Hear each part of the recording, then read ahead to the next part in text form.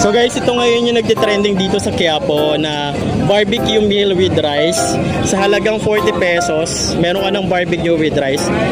Kuya, kamusta? Magkano yung barbecue mo? 40 pesos with rice na yon. Ilang piraso yung barbecue mo? Isang piraso. So bawat isa dito, ano yung 40 pesos dito? Kahit saan isang ganito, maliban dito. Ito, with pork na tong barbecue mo, tapos isang pirasong rice, yun na yung 40 pesos.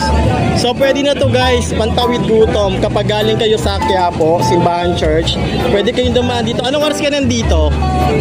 12 to 1. 12 ng tanghali hanggang 1. 12 to 1. Naliligo na ako. Mga around ng 12 ng to 1 a.m. nandito ka na, nagtitinda ka na. Pero anong oras ka natatapos? 6 ng 6 na ng gabi. So try natin dito guys, bili tayo na Itong hotdog mo magkano? Ordering po with rice, 30 per stick. Pwede ba isang hotdog, isang isang ganito, tapos with rice siya? So try natin guys, bili tayo, tikman natin tong ni kuya dito. Sige kuya, bigyan mo ako niyan, tsaka ng hotdog. Tayo nga. Tsaka ito na lang, bituka. Magkano yung ganitong set? 100 pesos lang to guys, so busog na kayo dito. Ano ba pagkakaiba ng barbecue mo sa barbecue yung nabibili ng mga tao sa typical na kalye? Smokeless lang to. Ito guys, sa kanya nasa kawali na yung kanyang yung kanyang barbecue. Di ba typical may nabibili tayo, pero sa kanya nasa kawali yung kanyang barbecue. Yun yung naiiba rito. So try na natin to guys, bayaran lang natin.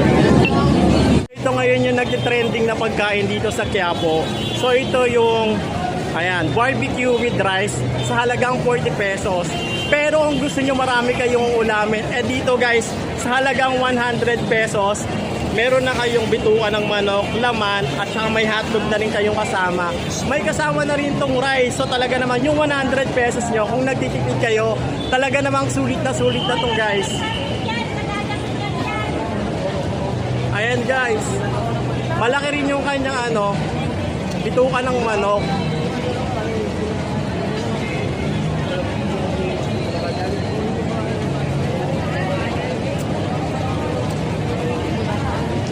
Malasa yung sauce niya guys.